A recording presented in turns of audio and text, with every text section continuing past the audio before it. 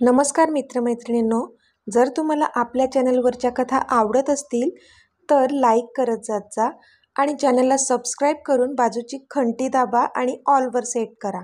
म्हणजे जेव्हा जेव्हा मी नवीन व्हिडिओ किंवा कोणतीही नवीन पोस्ट अपलोड करेन तेव्हा ती सगळ्यात आधी तुमच्यापर्यंत पोहोचेल. धन्यवाद.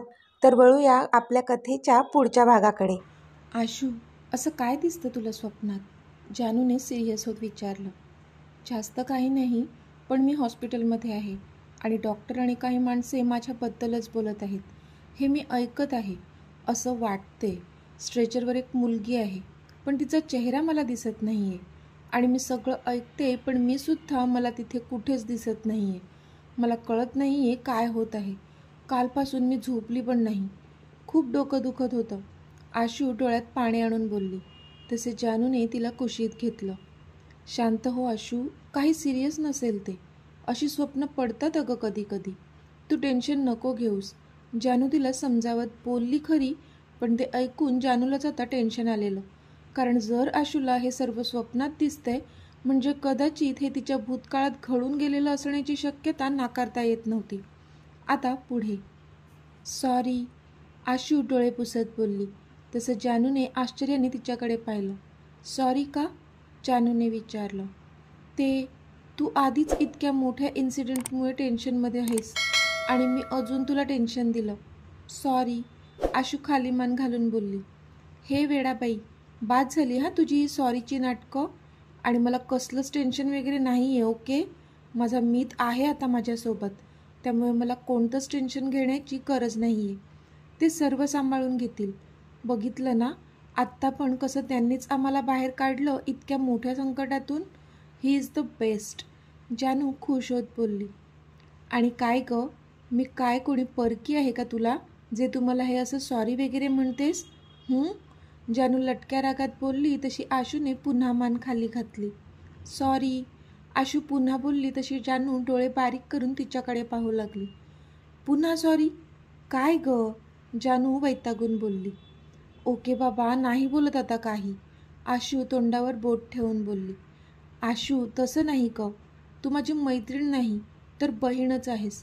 रक्ताचं नातं नसलं आपल्यात तरी आपल्यात तो बॉन्ड आहे जो क्वचितच कोणामध्ये असतो. आणि तुझ्या मनातलं तू मला नाही सांगणार तर अजून कोणाला सांगणार आहेस? तू मला कधीही काहीही सांगू शकतेस. तेवढे सगळे अधिकार तुला आहेत.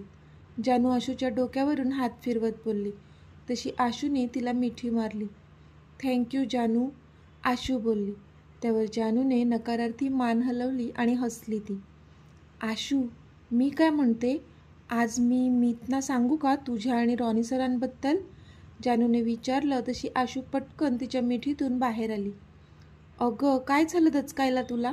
जानूने विचारलं. नाही, काही नाही, आशू बोलली. मग सांगू ना मी ह्यांना? जानूने विचारलं. जानू, रॉनी मला बोलले आहेत की त्यांच्या बॉसशिवाय दुसरं कोणीच नाही आहे त्यांचं सख्खं असं, आणि म्हणून तेच त्यांच्या बॉसना सांगणार आहेत आमच्याबद्दल.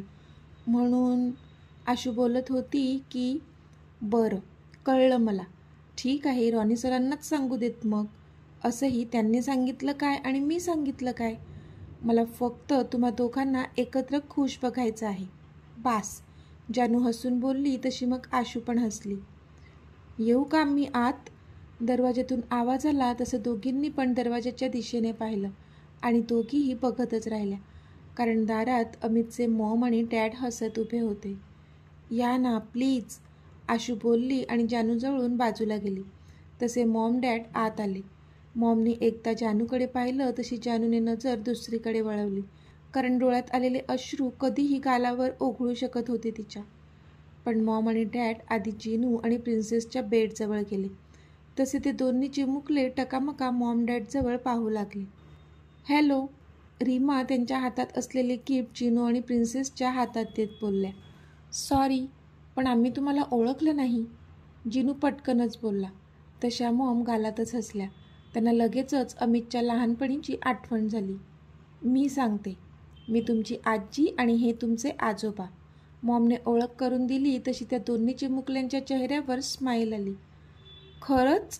दोघांनी खुश होत विचारलं. हो खरंच. आम्ही तुमच्या डॅडचे मॉम डॅड आहोत, मॉम बोलल्या. तसं जिनूने पटकन जानूकडे पाहिलं तर तिने पण नजरेनेच त्याला होकार दिला आणि ते पाहून त्यांना झालेला आनंद मात्र द्विगुणित झाला. हे आजी आजोबा, दोघांनीही खुश होऊन पुढे होऊन त्यांना मिठी मारली. तसं मॉमने त्यांना गच्च मिठीत आवळलं. आपोआपच त्यांच्या डोळ्यांतून अश्रू वाहू लागले होते. इतका आनंद झाला होता त्यांना. का नव्हता होणार? इतक्या वर्षांनी त्यांना कळत होतं की त्यांची पण नातवंड आहेत, त्यांच्या लाडक्या मुलाची मुलं. आणि मुद्दलीपेक्षा तर व्याज जास्त आकर्षक असते ना. तसंच त्यांचं झालं होतं. अमितवर तर इतका जास्त जीव होता त्यांचा, मग आता त्याच्या मुलांवर तर जीव ओवाळूनच टाकणार होत्या त्या. त्यांनी पटापट त्या दोघांच्याही चेहऱ्यावर किस केला. माझी सोनुली, माझा छकुला, मॉम दोघांनाही जवळ ओढत बोलल्या. ह्या क्षणी त्यांना किती जास्त आनंद होत होता ते शब्दात मांडू शकत नव्हत्या त्या. राम मात्र त्यांच्या चेहऱ्यावरचा आनंद पाहत होते. अहो पाहिलंत ना, आपली नातवंड आहेत ही, आपल्या अमितची मुलं, रीमा भरल्या डोळ्यांनी बोलल्या तशी रामने होमध्ये मान हलवली. बाळांनो जा, आजोबांकडे जा, रीमा बोलल्या तसे दोघेही रामजवळ गेले. रामनी पण त्यांना जवळ घेतले आणि त्यांचे लाड करू लागले. ते दोघांनाही अगदी एकटक बघत होते. अगदी अमित आणि जानूची कार्बन कॉपी होते ते दोघंही. त्यांनी स्माईल करून त्यांच्याकडे पाहिलं. जानू पण त्यांना एकटक पाहत होती. ह्या दिवसासाठी कधीपासून तरसली होती ती आणि तो दिवस आज तिच्या आयुष्यात आला होता. तिच्या दोन्ही मुलांना जे प्रेम कधीच मिळायला हवं होतं, आज ते त्यांना मिळत होतं. त्यांच्या आजी आजोबांचं प्रेम. जानूचे पण डोळे भरून आले होते. जानू, तू जे आपल्या परिवारासाठी केलं आहे ना, तेवढं खरं तर क्वचितच कोणी केलं असतं. आम्हाला माफ कर बाळा, आम्ही तुला नाही समजून घेऊ शकलो, राम हात जोडून म्हणाले. अहो डॅड, हे काय करताय तुम्ही? तुम्ही सगळी माझी माणसं आहेत, माझी फॅमिली. मग मी आपल्या माणसांसाठी नाही करणार तर अजून कोणासाठी करणार होते? तुम्ही प्लीज हे हात वगैरे नका जोडू, प्लीज, जानू बोलली. हा तुझा मोठेपणा आहे म्हणून असं बोलतेस तू, राम बोलले तशी तिने नाहीमध्ये मान हलवली. कशी आहेस तू बाळा? रामने विचारलं. मी ठीक आहे आता डॅड, ती बोलली. काळजी घे स्वतःची, राम बोलले तशी तिने होमध्ये मान हलवली. तिचे डोळे आता भरून वाहत होते. रामने तिच्या हातावर हात ठेवला आणि तिथून निघून पुन्हा मुलं होती तिथे गेले ते. पण तिची नजर मात्र आता दाराजवळ गेली तर अमित तिथेच दाराला टेकून उभा होता आणि तिच्याकडे पाहत होता. तिने त्याच्याकडे पाहिलं आणि डोळ्यांनीच त्याला थँक्यू बोलली ती. तसं त्याने तिला नाहीमध्ये मान हलवून इशारा करून रडू नकोस म्हणून सांगितलं. तसं तिला हसायलाच आलं. खडूस माझा हिटलर, अरे हे तर आनंदाचे अश्रू आहेत, आता ते पण नाही का ढाळायचे मी?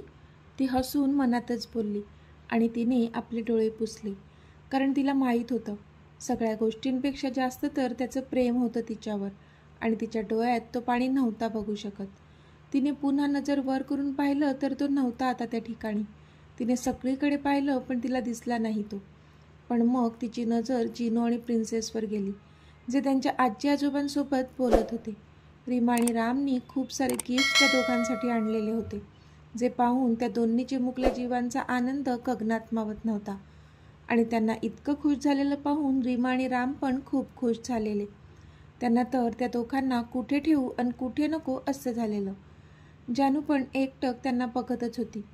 इतक्यात रीमाने तिच्याकडे पाहिलं, तशी ती गडबडली आणि दुसरीकडे पाहू लागली. रीमाने एक सुस्कारा सोडला आणि त्या मुलांकडून उठून जानूजवळ आल्या आणि तिच्या समोरच्या चेअरवर येऊन बसल्या. तसा जानूने एक दीर्घ श्वास घेतला. असं नव्हतं की तिला त्यांची भीती वाटत होती, पण आज इतक्या वर्षांनी ती त्यांना असं त्यांची सून म्हणून भेटत होती. आपल्याला सख्ख्या मुलीप्रमाणे मानलं होतं त्यांनी, पण ह्याआधी ती तिच्या नाईलाजाने का होईना पण खूपच वाईट वागली होती त्यांच्यासोबत. त्यांच्याच मुलाला मरणाच्या दारात एकटं सोडून गेली होती.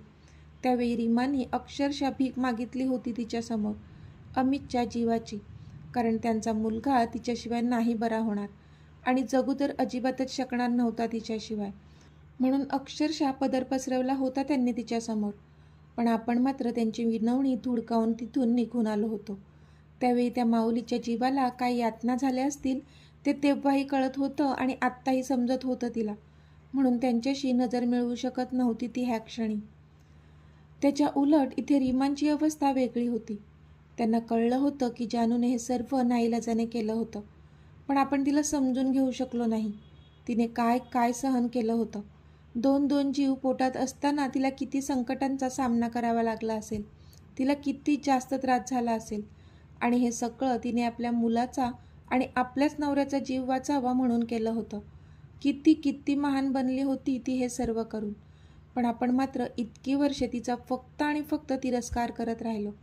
एकदाही असा विचार मनात नाही आला की ह्याची ही अशीही बाजू असू शकते. रीमा भरल्या डोळ्यांनी जानूकडे पाहत होती, पण जानू मात्र खाली मान घालून बसली होती. शेवटी रीमा उठल्या आणि जानूच्या जवळ बेडवर जाऊन बसल्या. तसं जानूने नजर वर करून त्यांच्याकडे पाहिलं, तर त्या भरल्या डोळ्यांनी तिच्याकडेच पाहत होत्या आणि त्यांना तसं पाहून तिलाच कसं तरी झालं. आय एम सॉरी जानू, मला माफ करशील प्लीज, रीमा रडत बोलल्या. तसं जानूलाच औंढा आला. अहो मॉम, तुम्ही प्लीज रडू नका प्लीज, जानू बोलली. तिला पण आता रडायला येत होतं. मॉम म्हणत होतीस ना मला, मग एकदाही वाटलं नाही की आपल्या मॉमला शेअर करावं? सगळं एकटीने सहन केलंस, रीमा बोलल्या. तसं जानूचा बांध फुटला आणि ती रडत रडतच त्यांच्या मिठीत शिरली. आय एम सॉरी मॉम, पण मला खूप भीती वाटली होती. ह्यांच्यावर झालेला तो अटॅक, ह्यांची झालेली ती अवस्था, मला ह्यांना नव्हतं गमवायचं मॉम, कोणत्याच परिस्थितीत. मला फक्त हे सुखरूप हवे होते, बास. मग ते माझ्यासोबत असो किंवा मग माझ्याशिवाय. मला फक्त ह्यांना सुखरूप ठेवायचं होतं. माझ्याकडे कोणताच पर्याय शिल्लक नव्हता. म्हणून मी मी मी ह्यांच्याशिवाय नसते जगू शकले मॉम. जानू रीमाच्या मिठीमध्ये हमसून हमसून रडत सगळं बोलत होती आणि रीमा मात्र तिच्या डोक्यावरून प्रेमाने हात फिरवत होत्या. श्श, बास बास, रीमा तिच्या डोक्यावरून मायेने हात फिरवत बोलल्या. तशी ती थोडी शांत झाली, पण त्यांच्या मिठीतून मात्र बाहेर आली नाही. तशीच त्यांच्या मिठीत होती. आज कित्येक वर्षांनी तिला तिच्या आईची प्रेमळ मिठी लाभली होती, म्हणून त्यांच्या कुशीतून बाहेर येऊ वाटत नव्हतं तिला इतक्या लवकर. रीमांनी पण तिला सोडलं नाही. जानू, तू स्वतःच्या नवऱ्यासाठी तर सगळं सहन केलंसच, पण माझ्या नवऱ्यासाठी सुद्धा तू स्वतःच्या प्रेमाचा त्याग केलास. मी तुझे आभार कसे मानू मला कळत नाही आहे, आणि तुझी माफी तरी कोणत्या तोंडाने मागू? तू इतकं सगळं केलं आमच्यासाठी, आणि मी काय केलं? तर तुला फक्त शाप देत राहिलीस. तुझं वाईट हवं असंच चिंतत राहिले. किती वाईट आहे मी, रीमा बोलल्या.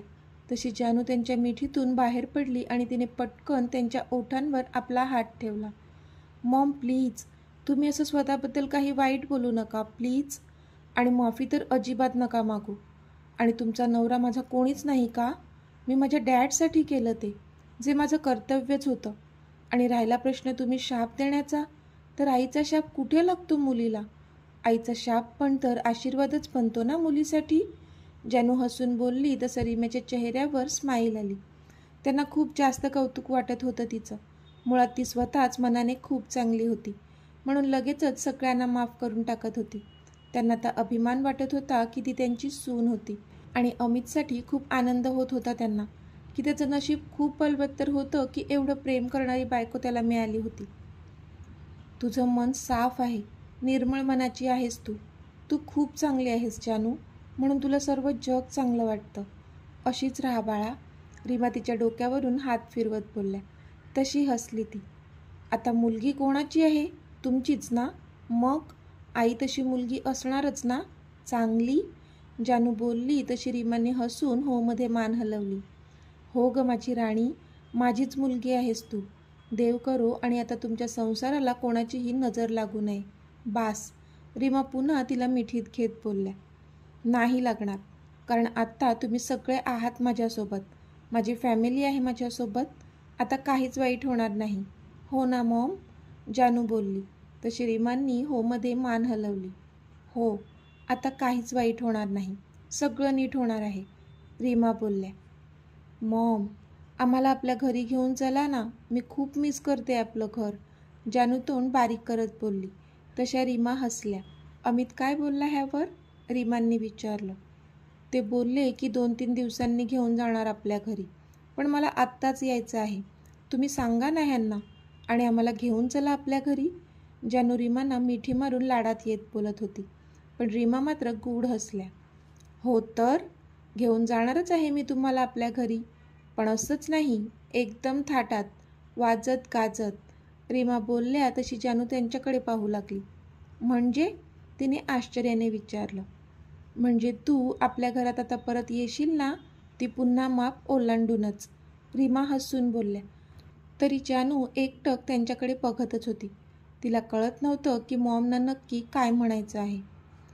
जानू, स्वतःच्या इच्छेविरुद्ध का होईना, पण तुम्ही दोघांनी डिवोर्स पेपर्सवर सह्या केलेल्या आहेत आणि ते कोर्टात सबमिट पण झालेले आहेत.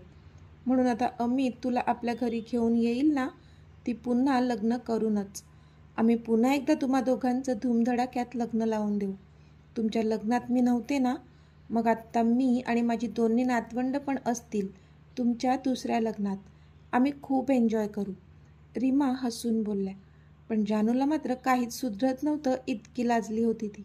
मग तुझा होकार आहे का ह्या लग्नाला? म्हणजे माझा अमित पसंत आहे ना तुला?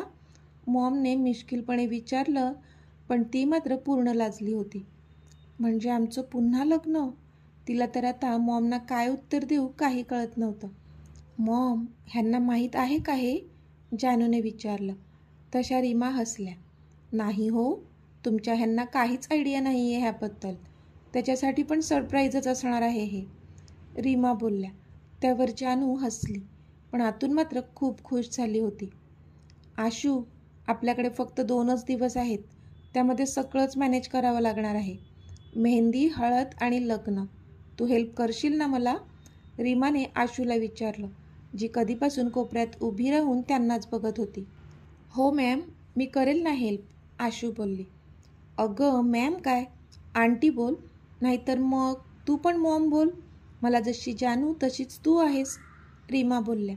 पण आशू मात्र त्यांच्याकडे पाहतच राहिली. नाही नको, मी आंटी आवाज देईन तुम्हाला, आशू बोलली. बरं, जसं तुला चांगलं वाटतंय, रीमा बोलल्या. जानू, आशू, चला आम्ही निघतो आता, काळजी घे स्वतःची, रीमा बोलल्या. तशी आशूने होमध्ये मान हलवली.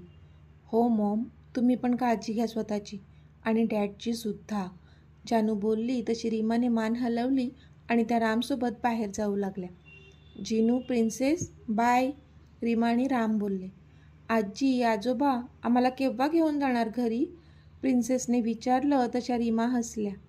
लवकरच, ओके, रीमा हसून बोलल्या. त्यावर मुलं पण खुश झाली. मग ते दोघेही निघून गेले. कोणीतरी पुन्हा एकदा नवीन नवरी बनणार आहे तर, आशू तिला चिडवू लागली. आशू बास हा, जानू लाजून बोलली. अरे बापरे, कोणीतरी खूप जास्त लाजतंय, आशू तरी तिला चिडवत होती. पण जानू, मला एक सांग, आता तुमचं दुसऱ्यांदा लग्न होणार, मग पुन्हा मेहंदी, पुन्हा हळद, पुन्हा 7 फेरे, पुन्हा मंगलाष्टकं आणि मग पुन्हा हनीमून, बरोबर ना? आशूने मिश्किलपणे विचारलं. तसं जानूने विचार करत हो म्हणून मान हलवली. पण जेव्हा तिला तिच्या बोलण्याचा रोग कळला, तेव्हा मात्र ती डोळे मोठे करून तिच्याकडे पाहू लागली. आशू, तू ना पळ इथून, नाहीतर तू गेलीच आता माझ्या हातून, जानू खोटं खोटं रागवत बोलली आणि तिने तिकडची उशी आशूच्या दिशेने भिरकावली. पण आशू पटकन बाजूला झाली आणि ती उशी दारातून आत येणाऱ्या अमितला लागली आणि त्याला पाहून जानूला मात्र आता अजूनच लाज वाटत होती. जिनू, प्रिन्सेस, चला आपण लंच करूया, आशू बोलली. पप्पा, मला इथे बोर झालंय, थोडं बाहेर फिरवून आणा ना, लंच नंतर करू मासी, जिनू बोलला. ओके चला, कुठे जाऊयात, अमितने विचारलं. अरे पप्पा कशाला हवे आहेत तुम्हाला, मासी आहे ना, चला आपण बाहेर फिरून येऊ. असंही आता आपलं इथे काहीच काम नाही आहे, त्या दोघांना प्रायव्हसी मिळू दे थोडी, आशू एक कटाक्ष जानूवर टाकत बोलली. तसा अमित कालात हसला, पण जानू मात्र डोळे बारीक करून तिच्याकडे पाहू लागली. तर मित्रमैत्रिणींनो, आजचा भाग तुम्हाला कसा वाटला ते मला कमेंटमध्ये सांगा आणि जर आवडला असेल तर व्हिडिओला लाईक करा, शेअर करा आणि चॅनलला सबस्क्राईब करून बाजूची घंटी नक्की दाबा. चला तर भेटूया आपल्या पुढच्या भागात, तोपर्यंत धन्यवाद.